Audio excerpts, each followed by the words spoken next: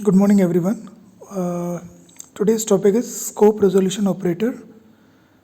It has got two uses. First of all, it is used to define a member of a class from outside the class definition itself. And second is, it is also used to access a global variable from a function in which local variable is defined with the same name as global variable. Let us take the second point first. That is, if we have defined the global variable and with the same name we have also defined one local variable in some function, and we want to access both the local variable and the global variable, then we can make use of scope resolution operator. Let us see this program. So here include iostream.h. After that we have defined one variable character a equal to m. Now since this variable is declared outside the scope of any function, therefore it is a global variable for this particular program. Now in the main, again with the same name, the same variable a, we have defined one local variable of type character, and character a equal to s. We have specified s. So now we have got two variables. One is local, another is global with the same name small a. In the local variable, the value of a is s, and in the global variable, the value of a is m. Now, whenever we want to output the local variable, simply we will write cout the local variable is and mention a. That's it.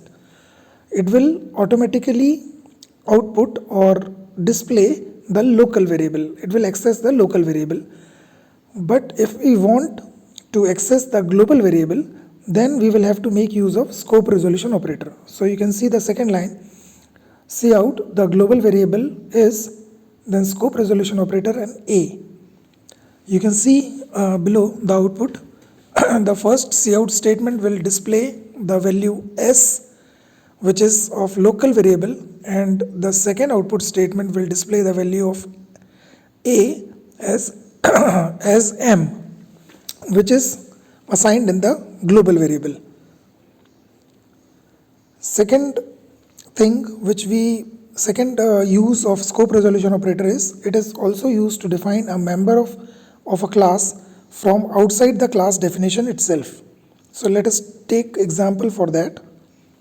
So here in this example we have defined one class game, we have mentioned one function play, but here we have not defined the function play inside the class game.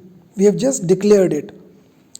Now it means we can define this function outside the class, and for that the syntax is void, that is a return type, then game, which is the name of the class, then scope resolution operator, then the function name, and then the arguments list, if any. And inside this definition we have written simply cout function defined outside the class. From the main we first of all define one object of type game. So game space small g. So small g is now the object of the class game. Then we can use this object name for accessing any member function which is public inside the class game. So we can access the play because it is the public function inside the class game. So g.play, whenever we do this, then this function will be accessed, and the output of this program will be whatever is written in the cout statement, that is function defined outside the class. Thank you.